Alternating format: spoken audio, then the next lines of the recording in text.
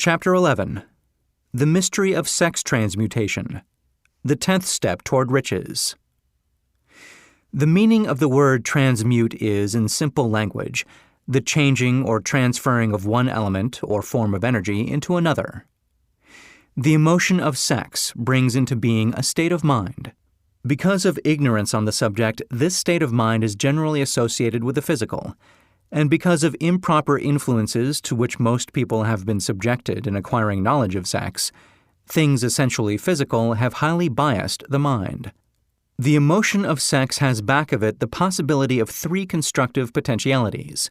They are 1. The perpetuation of mankind, 2. The maintenance of health.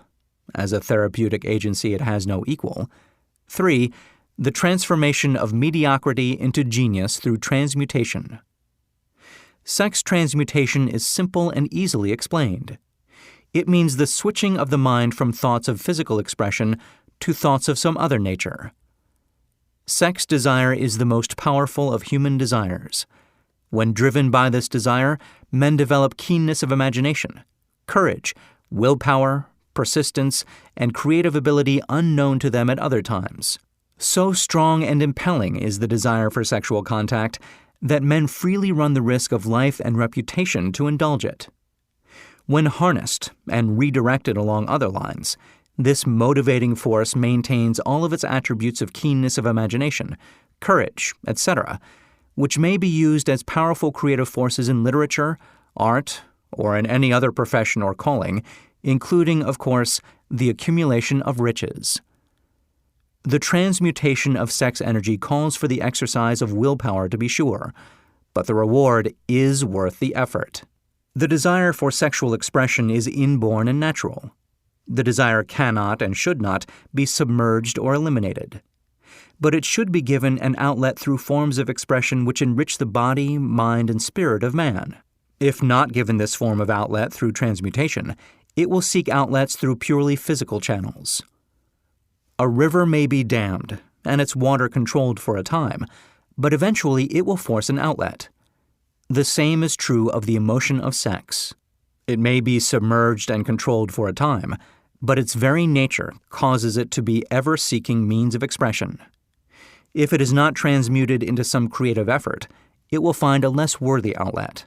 Fortunate indeed is the person who has discovered how to give sex emotion an outlet through some form of creative effort, for he has, by that discovery, lifted himself to the status of a genius. Scientific research has disclosed these significant facts. 1. The men of greatest achievement are men with highly developed sex natures, men who have learned the art of sex transmutation. 2. The men who have accumulated great fortunes and achieved outstanding recognition in literature, art, industry, architecture, and the professions were motivated by the influence of a woman. The research from which these astounding discoveries were made went back through the pages of biography and history for more than 2,000 years. Wherever there was evidence available in connection with the lives of men and women of great achievement, it indicated most convincingly that they possessed highly developed sex natures. The emotion of sex is an irresistible force, against which there can be no such opposition as an immovable body. When driven by this emotion, men become gifted with a superpower for action. Understand this truth, and you will catch the significance of the statement that sex transmutation will lift one to the status of a genius. The emotion of sex contains the secret of creative ability. Destroy the sex glands, whether in man or beast, and you have removed the major source of action. For proof of this, observe what happens to any animal after it has been castrated. A bull becomes as docile as a cow after it has been altered sexually. Sex alteration takes out of the male, whether man or beast, all the fight that was in him. Sex alteration of the female has the same effect. The 10 mind stimuli. The human mind responds to stimuli, through which it may be keyed up to high rates of vibration, known as enthusiasm, creative imagination, intense desire, etc. The stimuli to which the mind responds most freely are 1. The desire for sex expression, 2. Love, 3. a burning desire for fame, power, or financial gain, money. 4. Music. 5.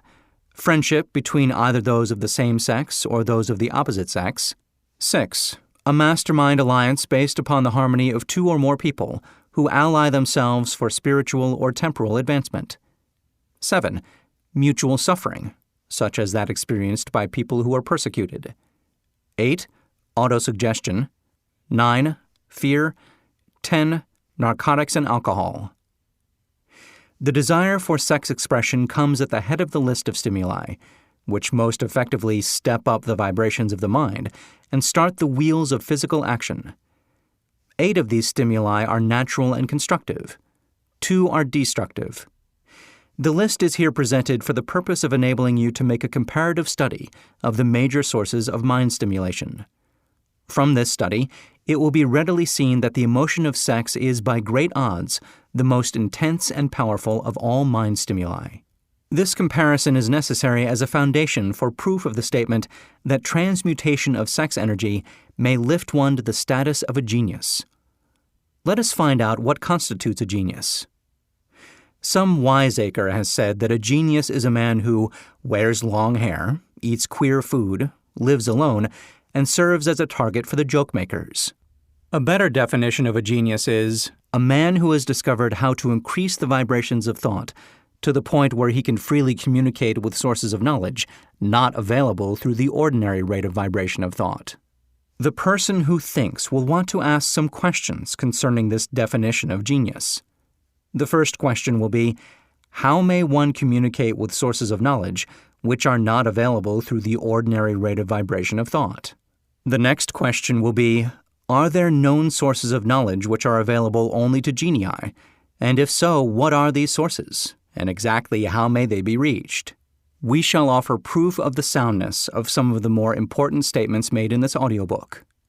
Or at least we shall offer evidence through which you may secure your own proof through experimentation. And in doing so, we shall answer both of these questions.